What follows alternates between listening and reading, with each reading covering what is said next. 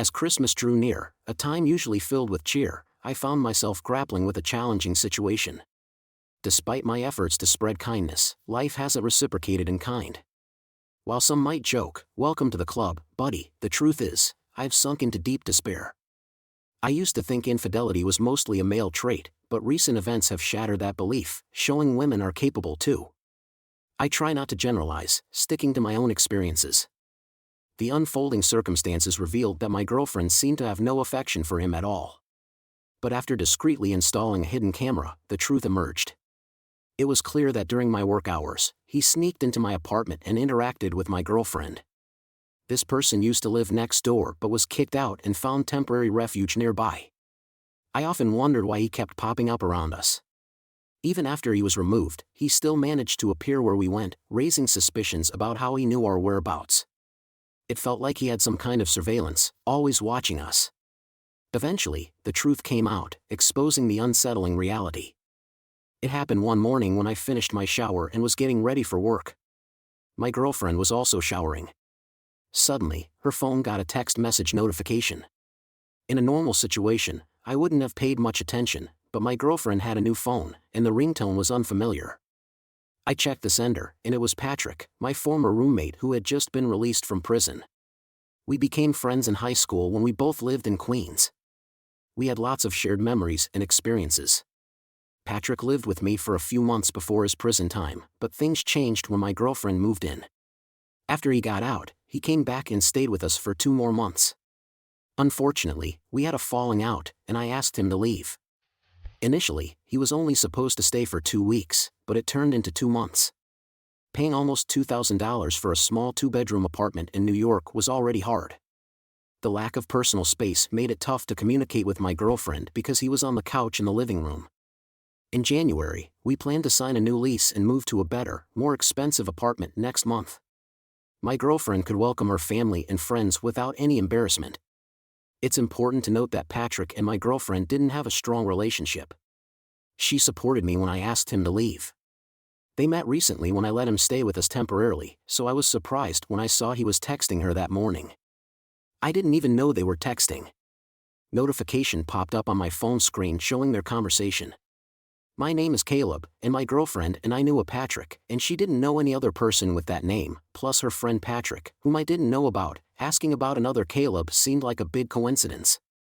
I realized she was actually talking to my previous neighbor whom I kicked out 2 weeks ago due to his long stay.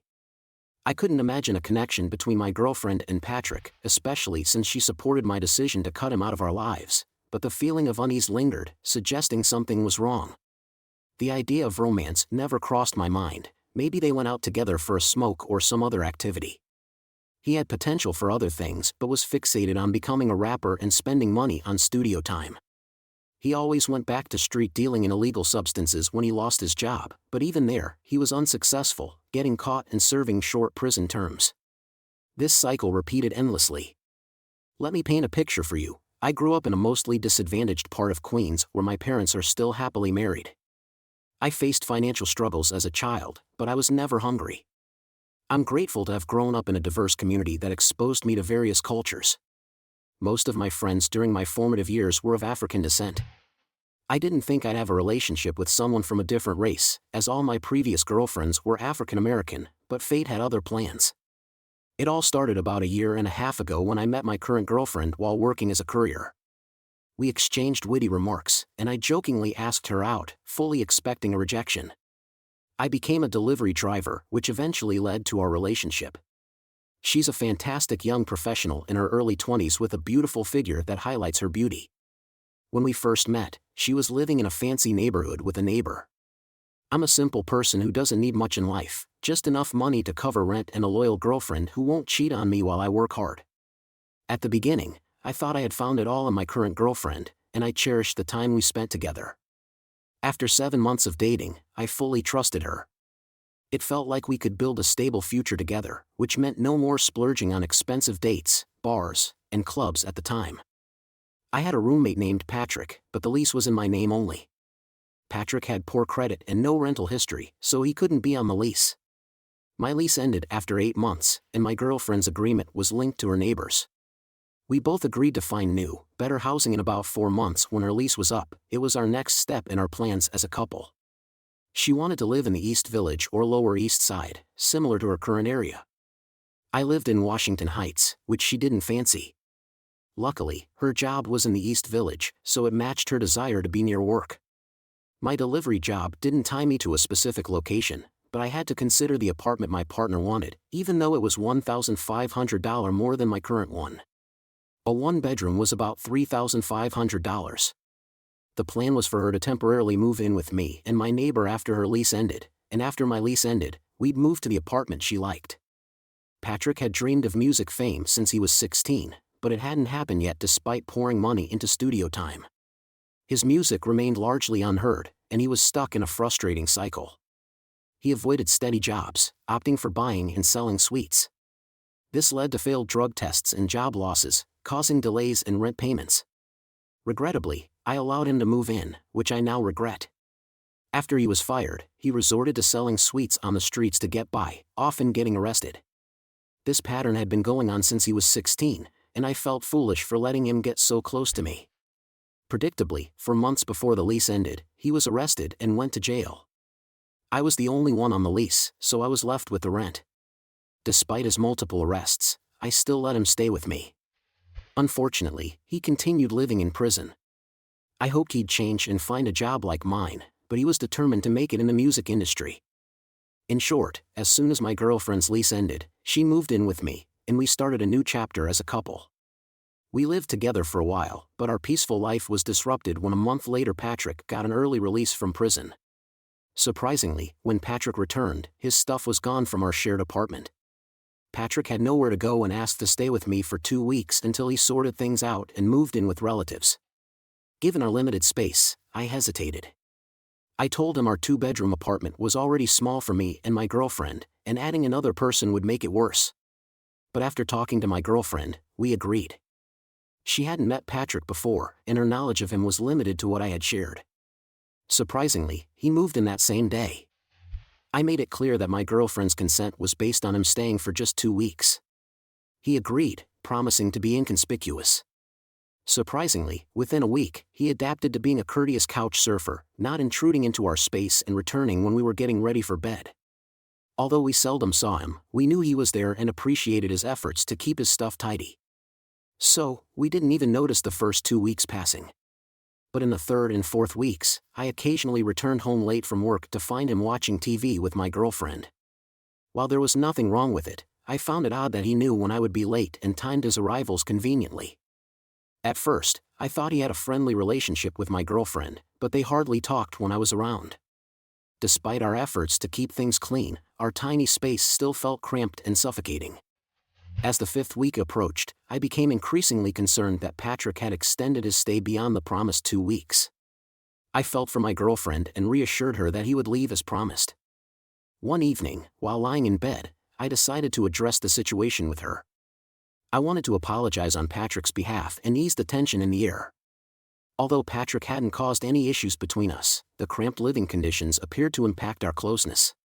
It had been 4 weeks since we were last close, and I felt the need to address this. I wanted to talk to my girlfriend about Patrick overstaying his initial 2-week promise. I expected her to support me or at least respond, but she simply turned away and went to bed as if I was in her way. Upon reflection, I remembered that for the first 3 days after Patrick moved in, our bed life was normal. However, on the 4th day, she began refusing bed life. Considering that my girlfriend was usually active in those moments, I thought her behavior might be due to feeling uncomfortable. During the last 3 days while Patrick was staying with us, she became noticeably vocal during bed life moments, even though she knew he was in the living room. I was struck by the fact that for the first 3 days after he arrived, our bed life was unusually loud, almost like she was doing it on purpose. Oddly enough, starting from the 4th day, it significantly boosted my self-esteem.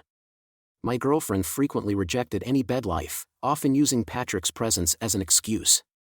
It was strange since she hadn't been so cautious in the first 3 days. Despite Patrick being in the living room, I didn't think much of it. But after 6 weeks, I expressed my dissatisfaction to Patrick, telling him his stay was over. It bothered me that my girlfriend continued to deny bed life because of him. I noticed his lingering presence, and it seemed like a deliberate form of retaliation. Almost 2 months had passed, and she still used the excuse that we had a guest in our apartment. I reminded Patrick he had promised to leave a month ago, but he craftily shifted the blame to other issues and convinced me to let him stay another week.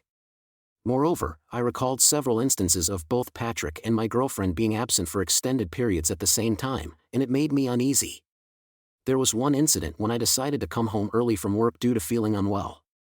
My girlfriend usually returned home at 5:30 p.m., so I headed to the apartment door to unlock it. Suddenly, I heard commotion inside the apartment, and I feared a break-in since neither Patrick nor my girlfriend were usually home at that time. Rushing inside, I saw the TV on. Patrick pretended to be engrossed in it, but his behavior was unusual and uncomfortable, evident to any observer.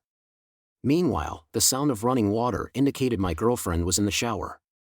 This strange situation raised suspicions, suggesting something fishy was going on between them. Although I lacked concrete evidence, their presence in the apartment at that time was enough to trigger doubt. Plus, I was sure my girlfriend wasn't the type to engage in such behavior. To address the situation, I asked my girlfriend about her early return home. Her response was that she took a half-day off from work. Their explanation didn't convince me, and I was dissatisfied. Due to my poor health that day, I didn't delve into the topic as thoroughly as I should have.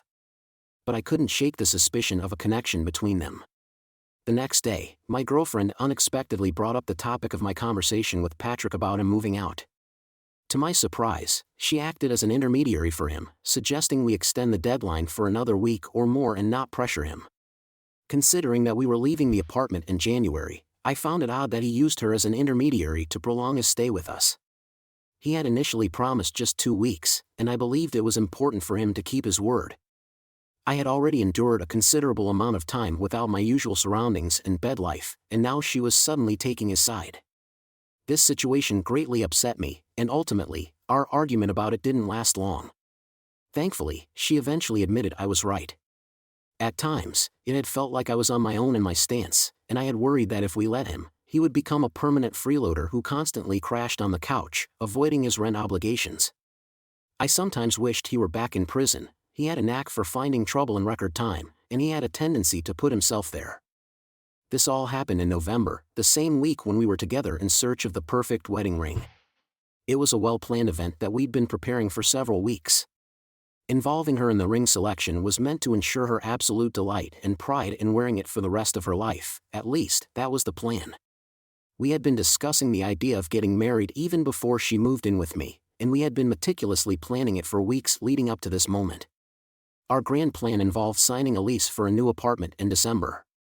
I had decided to propose on Valentine's Day in January, knowing her love for romantic gestures.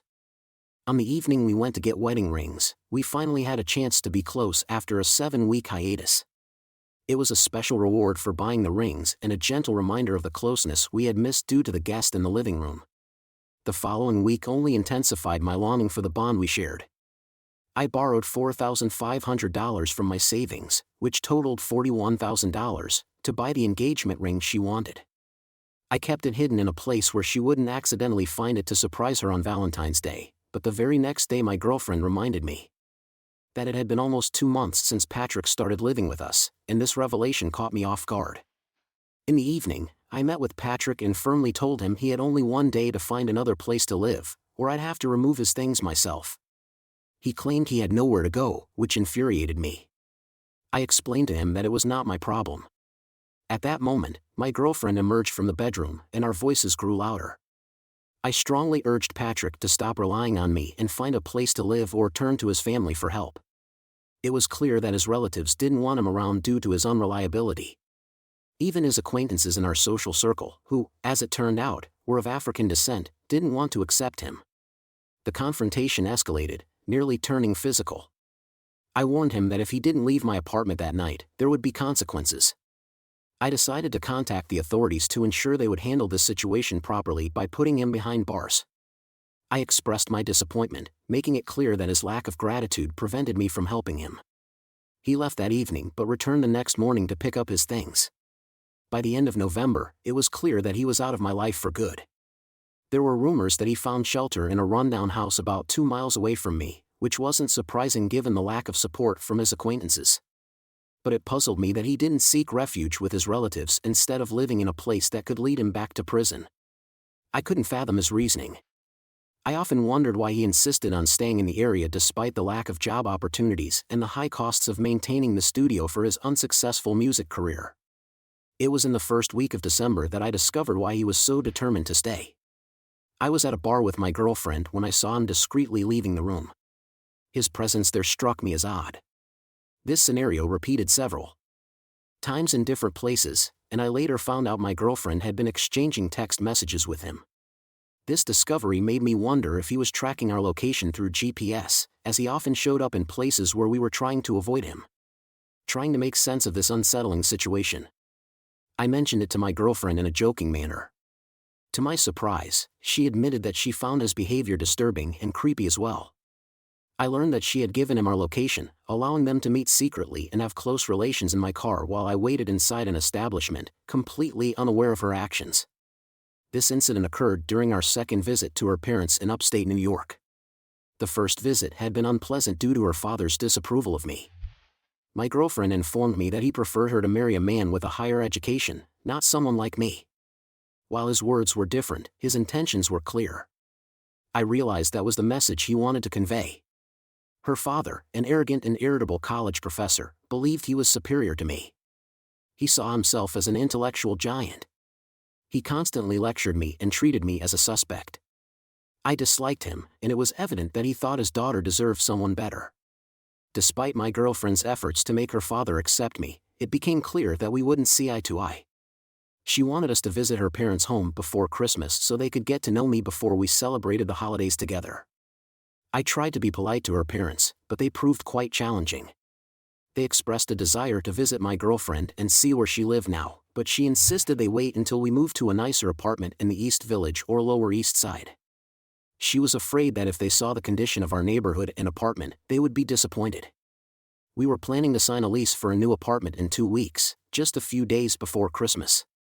The following week, I found a notification from Patrick on my girlfriend's newly purchased phone. Without knowing the nature of their communication, I saved a record of the message. My main feeling was confusion rather than suspicion, as I had never seen my girlfriend as someone who would betray my trust. As she finished her shower, I wanted to capture the text message as proof. While driving to work, my thoughts were preoccupied with the dynamics of the relationship between my girlfriend and Patrick. I had many questions about his messages, particularly the ones about my work schedule, which raised suspicions about a possible connection between them. I recalled how she used to be vocally expressive during our closest moments while Patrick lived in my apartment. I couldn't help but think about how she chose her outfits when Patrick was around. The lack of bedlam, which she attributed to Patrick's presence, also weighed on my mind. I remembered numerous instances when I unexpectedly returned home to find both of them in the house.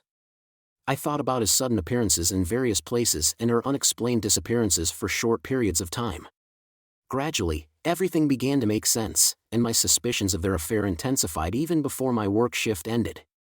Throughout the day, I wrestled with my emotions of worthlessness, anger, and confusion. I desperately hoped that my conclusions were wrong, as my life revolved around this woman. Without her, I might have moved to Florida by now. A friend in Florida had made me a tempting offer 3 months ago, offering $1,500 a day after taxes for transporting cars in a certain region of the United States. However, as my relationship with my girlfriend deepened, I understood her reluctance to leave New York and her family. I made the resolute decision to stay in my apartment. On the same day I received a text notification, I decided to verify my suspicions. To do that, I chose to buy a pair of high-quality hidden video cameras with excellent resolution. The plan was to discreetly install them in my bedroom and living room to remotely monitor the situation through Wi-Fi and receive real-time updates on my phone. Capitalizing on the evening while she slept soundly, I expertly placed the cameras in their designated spots with great care. I connected them to the Wi-Fi network, ensuring uninterrupted communication with my mobile device before heading to work the next morning. I carefully checked the cameras, ensuring they remained hidden and operated optimally. I strategically concealed the cameras in various spots and then left with my phone, ensuring it was synchronized. Typically, my girlfriend and I had different work schedules. She left for work at 7 o'clock in the morning, and I left at 5 o'clock. I expected several days would pass before the cameras recorded any significant events. However, I was shocked by the reality. Just half an hour after I left the apartment, the camera's motion sensor went off like crazy. At that moment, I was leaving the subway. I stood in the middle of the station, trying to comprehend the shocking scene unfolding on my phone. Initially, I thought it was my girlfriend who had triggered the motion sensor. But when I looked at my phone, I saw Patrick's presence on the screen. To my bewilderment, he was already in my apartment, passionately kissing my girlfriend in the bustling living room. Commuters hurried by, paying no attention to the heartbreaking scene I was witnessing. I stood there in complete bewilderment. How could this happen? Then it dawned on me that Patrick must have been hiding nearby, patiently waiting for me to leave for work. My girlfriend was standing there, completely naked, draped only in a white towel over her head. I was at a loss, unable to comprehend the betrayal unfolding before my eyes. As I weaved through the crowd, my legs grew weaker, and eventually, I had to find a seat at the nearest station. To my amazement, they began engaging in intimate acts right on the couch in my living room. I was both surprised and captivated by their ease and comfort. It was evident that this affair had been ongoing for a long time, all unbeknownst to me. The realization that I was running late for work suddenly hit me, yet I felt a strange indifference. It seemed that at that moment, my life had lost all meaning. Everything I once treasured was shattered, and I felt utterly defeated. The rage inside me reached a boiling point, and I was overwhelmed by an irresistible desire to seek revenge against these two individuals. While watching the camera recording, my supervisor suddenly called, causing the recording to pause. I was annoyed by his interruption, but he questioned my lateness and warned of potential consequences if I didn't arrive within 30 minutes. This skepticism and anger led me to impulsively quit my job, abruptly ending the conversation. When my supervisor attempted to contact me again, I intentionally ignored his call until the subway neared its destination by. Then I realized they had already finished their actions, and I thought with regret about the time it would take me to get back home. I couldn't believe their audacity as the subway train continued its journey.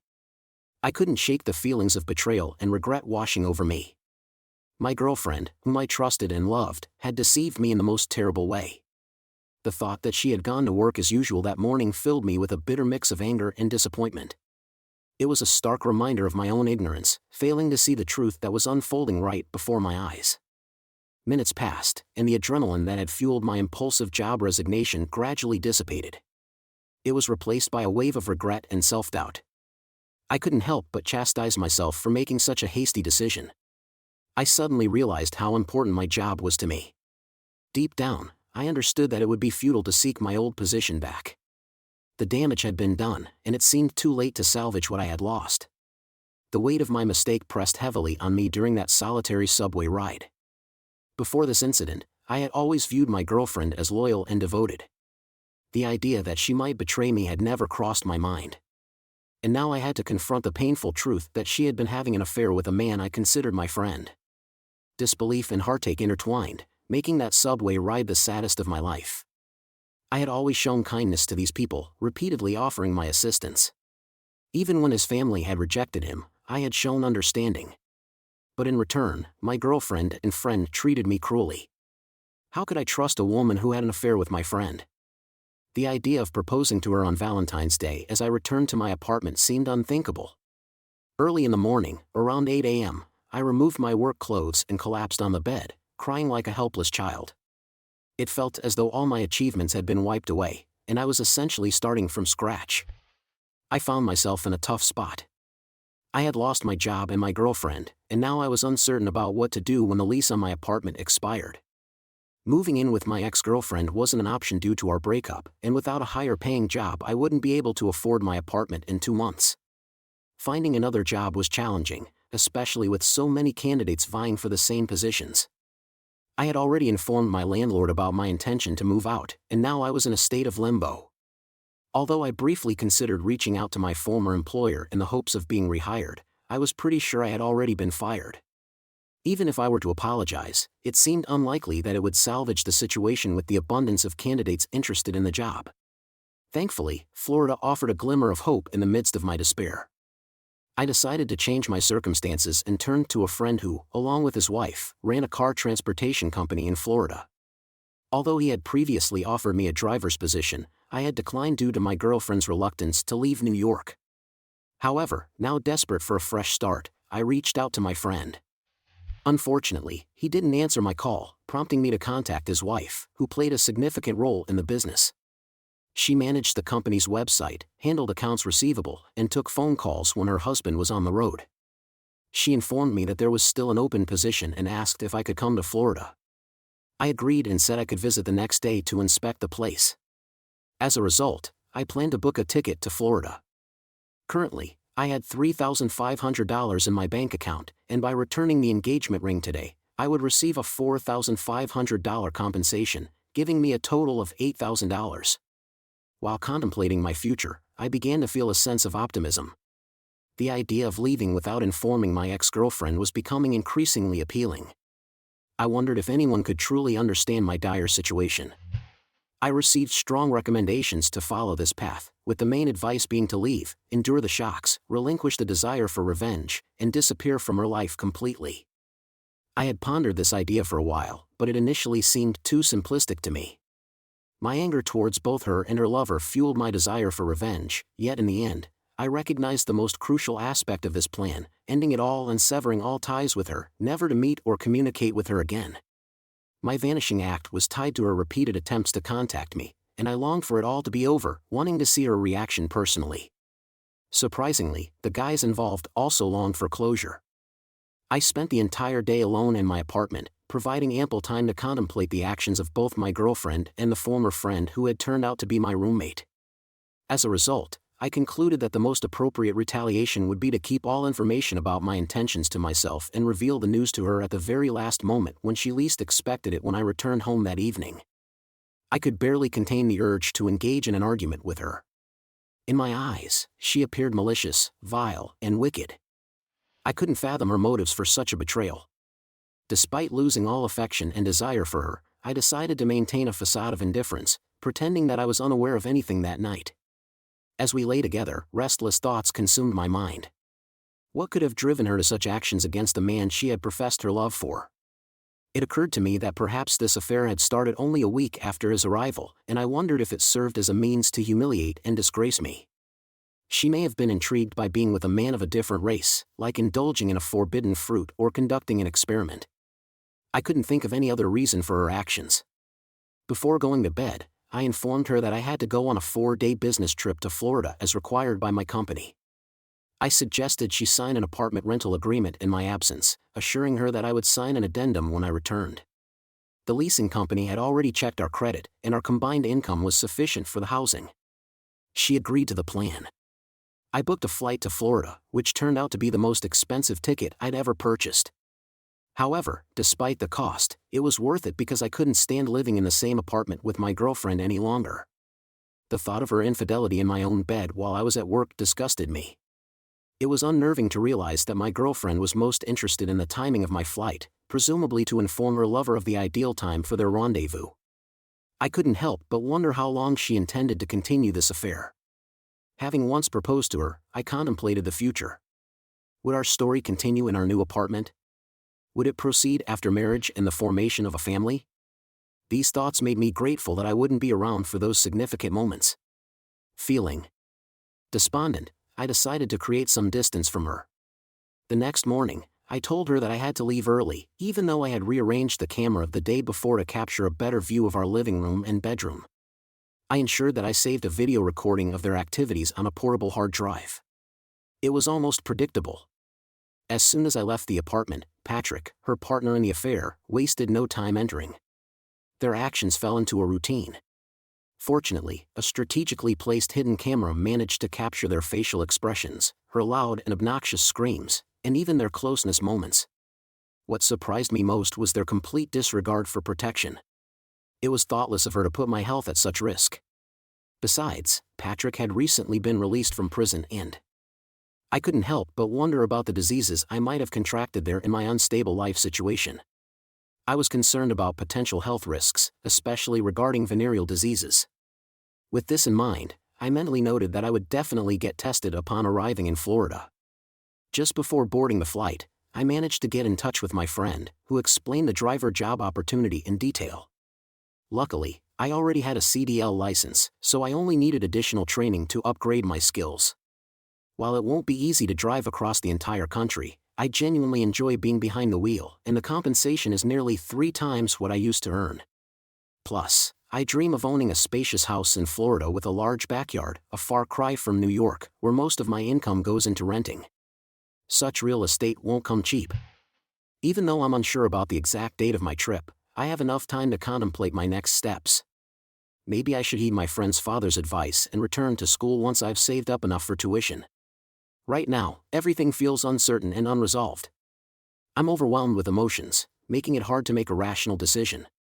I have video recordings of those 2 days when something unexpected occurred, and I've saved these recordings on my portable hard drive.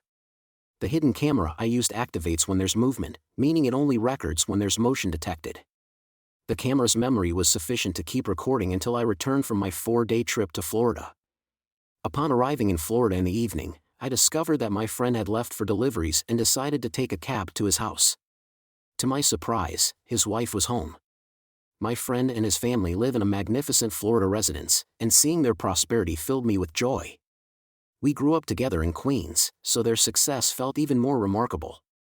Comparing their grand home to my small New York apartment couldn't help but seem comical. Nevertheless, I felt optimistic about embarking on this new chapter of my life in this place. During our conversation, my friend expressed strong disapproval of Patrick, whom he had warned me to stay away from many years ago. Unfortunately, I didn't heed his advice. Ironically, I now find myself grateful to Patrick for revealing my girlfriend's true nature. If it hadn't been for him, someone else might have uncovered her deception. Who's to say it could have been another person of African descent during my visit to my friend's house in Florida? I decided to review the recordings from my camera.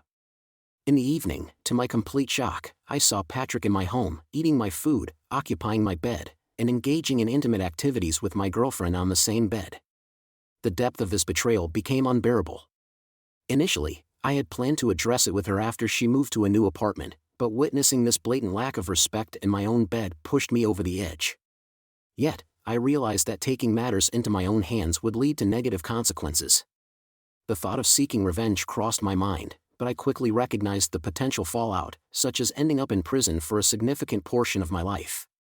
Instead, the next day, I decided to contact her father and give him the keys to my apartment. My plan was to include videos that showed his daughter engaging in intimate relationships with a person of another race to provoke a strong emotional reaction. I began making duplicate keys to my apartment the next morning. I saved and transferred the recording of their encounter to a USB drive on the same day, and I sent it to her father using an express delivery service. Initially, I had considered contacting her father directly, but I lacked his contact information. Then I searched for her on the college's website but only found the number to his office. I persistently called his office multiple times until he finally answered. He recognized me, and I took the opportunity to reveal the truth about his daughter. I explained that she had asked me to accompany her on a trip to visit relatives, emphasizing that we weren't romantically involved, just friends with benefits. I informed him that I was one of her many lovers, the person she lived with, and dealt in illegal substances. I suggested he visit her at 8 p.m., the optimal time. I intentionally didn't mention the presence of video recordings, unsure of how to explain that aspect. After our phone conversation, he remained silent. I assumed he might be shocked by the unexpected information I had shared and was awaiting the inevitable consequences. Alternatively, he could suspect it was a hoax, although I strongly doubted it. Perhaps it was due to the extensive information I provided.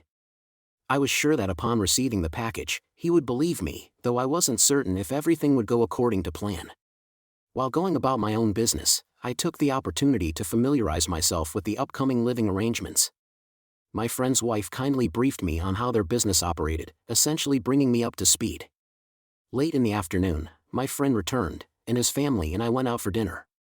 To avoid drawing attention to my own situation, I turned off the camera notifications. However, around 9 or 10 o'clock in the evening, something suddenly struck me. I decided to discreetly check the camera while dining with my friend and his family. Given the sensitive nature of this story, I didn't immediately share it with my friend. Stepping out of the restaurant, I quickly examined my phone and was pleasantly surprised that this was the moment I had been anticipating for my revenge against my unfaithful partner. To my amazement, her father unexpectedly arrived at my apartment accompanied by 3 young men around 25 years old. Assuming these were either his sons or their friends, I mentally replayed the scenario. They seemed caught off guard when they entered the living room. My ex-girlfriend and her lover were engrossed in watching TV, but their peaceful moment was shattered when her father and several men entered the room. Patrick, in a t-shirt, appeared bewildered, and my ex-girlfriend hurriedly attempted to cover herself, remaining in her underwear. Her father began berating her, expressing his disappointment with her lies about her boyfriend. In that tense moment, it seemed to me that I foolishly hoped for a different outcome, perhaps wishing that the situation could be resolved without resorting to physical measures. However, my ex-girlfriend didn't get the chance to express her thoughts. Her father categorically prevented her from doing so, showering Patrick with degrading insults, some of which were too offensive to repeat. I observed the bewildered look on her face as her father accused her of betraying her family and demanded an explanation for her actions. Her reaction was truly priceless. She appeared completely confounded, not knowing where to begin. I couldn't help but find the situation amusing, and her father's frustrated, angry, and arrogant demeanor was incredibly satisfying to witness. It was hard to bear seeing a beloved child entangled in something he despised. Her father relentlessly scolded her, hurling degrading insults at Patrick, and seemed ready for a confrontation with the 3 men accompanying him. It was clear he anticipated Patrick's involvement. It's no wonder he came prepared for any outcome. However, at the first opportunity, Patrick hastily retreated, leaving my ex-girlfriend alone. Her father continued his verbal onslaught, nearly disowning her but not severing family ties. The most remarkable part is that I recorded the entire incident on video. After her father's departure, she was left in a state of shock and isolation, overwhelmed with emotion. She called me with tears in her eyes, anxiously asking when I would return. Little did she know that I had orchestrated this entire scenario, forever rupturing the bond between father and daughter. Their relationship would never be the same, and she had only me to blame for these irreversible changes. During our phone conversation, she expressed a desire to confess something but couldn't discuss it over the phone. I advised her to wait until my return home for a face-to-face conversation. I tried to console her, urging her to stop crying and assuring her that I would be back in 2 days, ready to listen to her problems. To my surprise, the next morning, she didn't invite Patrick for an end-closeness meeting. It seemed the fun had suddenly ended. As I later learned, she had no way to contact me. Despite this, I couldn't help but grin because she had brought this situation upon herself. Now she'd have to face the consequences of her actions.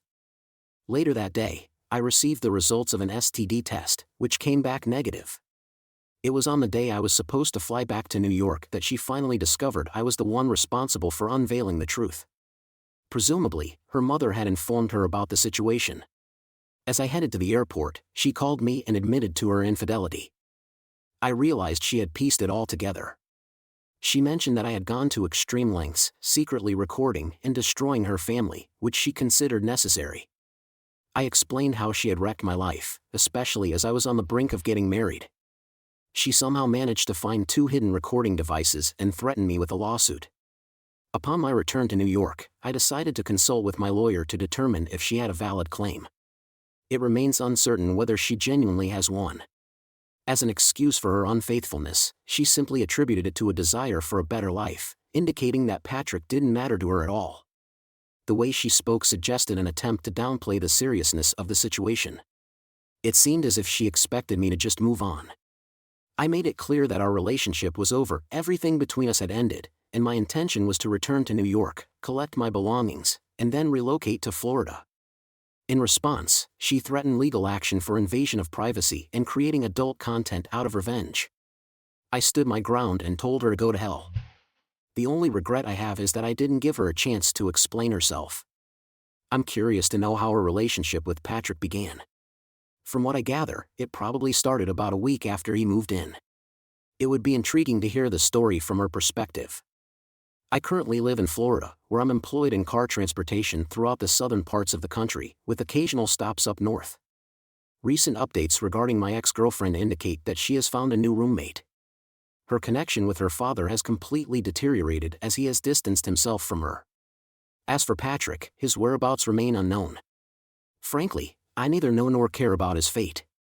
What's significant to me is learning about the unfortunate turn of events for my ex-girlfriend following my revenge and the strained relationship with her family. She has been dealing with severe stress and developed psoriasis. Her body and face are now plagued with painful rashes, causing not only physical discomfort but also a blow to her self-esteem. Once a striking beauty, she now goes unnoticed by men, and I find it difficult to muster any sympathy for her, considering the pain and suffering she inflicted upon me.